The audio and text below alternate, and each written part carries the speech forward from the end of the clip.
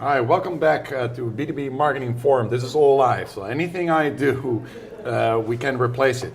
Topic today for CMOs out there in the world is about engagement, engaging with the customer.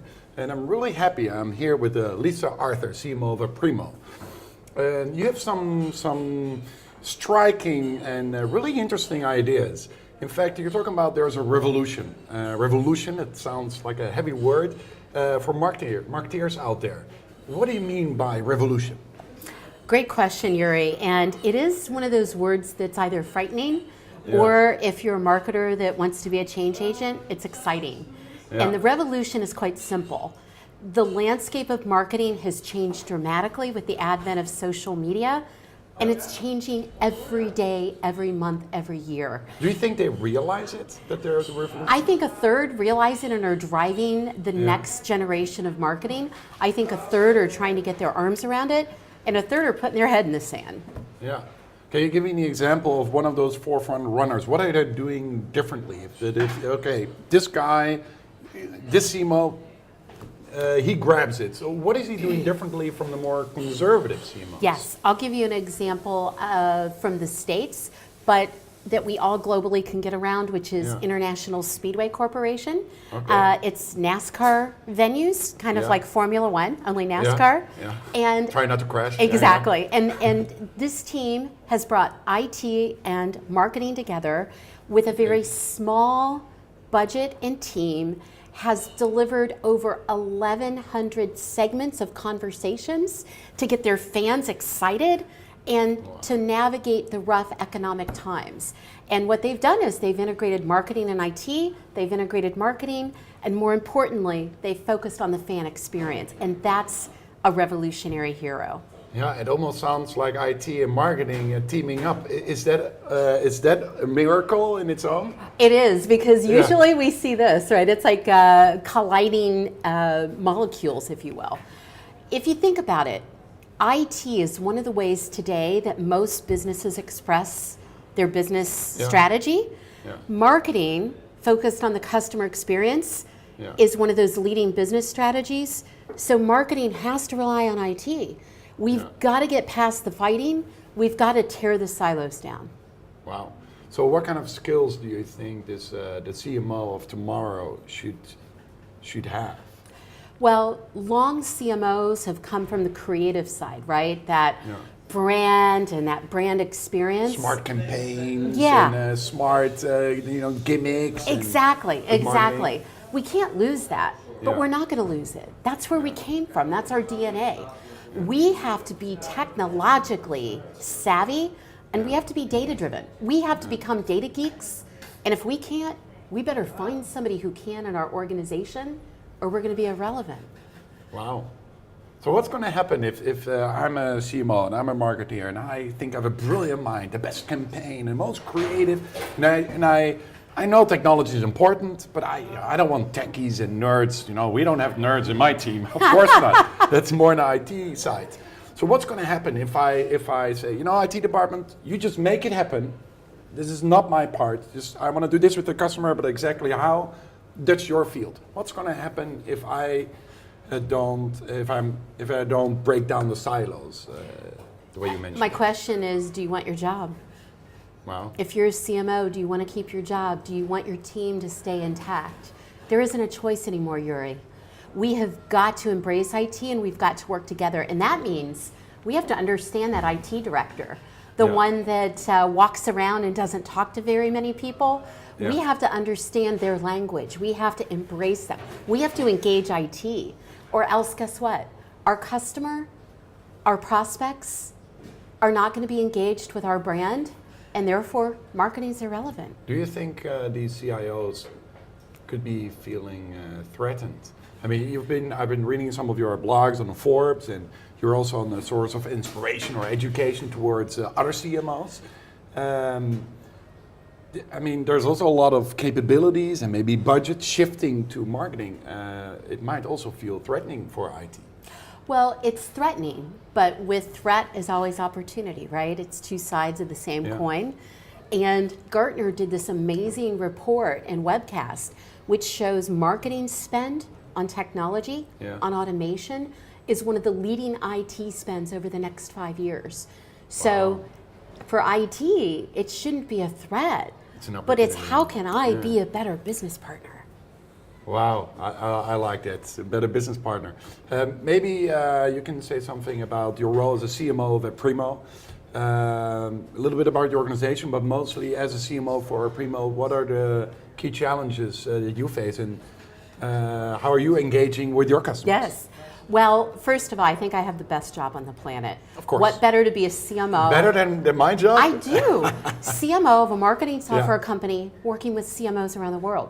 I Yeah. get to meet with some of those most inspiring brands every year.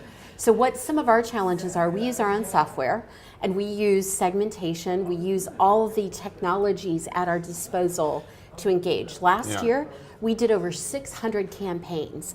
But that wasn't, we're going to blow you down, Yuri. It's engaging. What do you want to What do you want to read about? So you create a dialogue with me. Absolutely. Yeah. Online, our inbound leads have tripled. So for us, our biggest challenge is just managing and leveraging the global growth.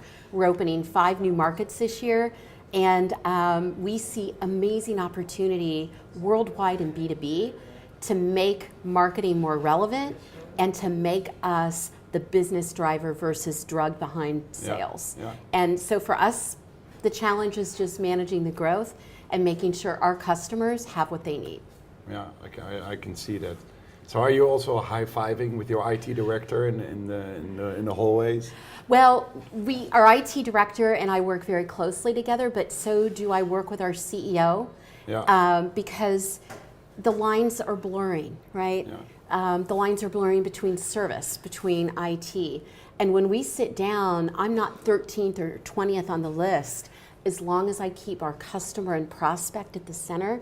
And that would be my biggest advice for people listening. Don't make it about you, make it about the customer. And the minute you do that, IT is going to be your best friend. Nice. I mean, I'm not going to add anything. I think that's a nice last sentence. Why are you here at this forum, actually? What are you, because we got some great speakers. You're going to speak later today as well. What is the one thing that you are interested today about engaging with the customer? That's the topic. Maybe you can say like a final word what you're looking for personally. I'm excited that the B2B Forum here in the Netherlands is helping educate B2B marketers about how to be better marketers. Yeah. And I'm excited to both share the revolution and what's going on, but also to support the effort because it's time we change. We have absolutely got to revolutionize how we engage with our customers. Nice. Thank you for coming. Thank you, Yuri. It's been a pleasure. Also, if you have a question as a CMO or as a student or anybody that's interested in what we're talking about, we have a few minutes. So hashtag CMO Talks, CMOTALKS. I'm spelling it again just in case if you don't know it. CMO Talks, hashtag CMO Talks. You can ask any question. I got my iPad right here, and then we can ask a question to Miss Arthur, to Lisa. So, don't be shy. Talk to me. Talk to us. No questions yet? People have to wake up, I think, as well. Not enough coffee yet. Not enough coffee yet, or maybe later on. But it was really nice talking to you about this revolution. Great But I also think that marketeers, because they are creative, they are different than, because IT people usually like to predict things. But in marketing, it's not easy to predict. And data-driven, it's all about analyzing and statistics and to minimize or to maximize the predictability. But the creative brain wants to experiment. So it's, if you accept both worlds, if you can do that, then you're in great shape, I think. Well, and I think a key, Yuri, is you can't do it all at once. Yeah. I used to not be a data-driven marketer. Now we predict our leads, we work with sales on our pipeline, and we measure our customer programs by what they deliver back. Yeah. We measure our return on marketing investment. You can't do it all at once, though. It's a journey, and I think that's the biggest thing. Is if I were a CMO out there asking a question is where do you start? The biggest place is where it hurts most, and realize it's a journey, not you're going to be one and done at once. So don't stay away from the center where it really hurts. That's right. That's right. Wow. I see them. I have a dream, holding hands together and they're growing the Highlands, the IT and the marketing as a team. I think if companies can make that happen, yeah. Otherwise, they're both probably going to be pressurized whether or not to hold on to their jobs. I have a question, Lisa. We have a question. Excellent. Nice question. And that is, how do you get internal motivation? And I don't know exactly how you can interpret it in many ways, but how do you get internal motivation? Maybe from both the IT side and the marketing side to really grab the whole hands together and make this journey a successful one. I'll give you a couple of just quick process things to do that. The first is what your customers and prospects want. We went out and we asked our customers what they wanted.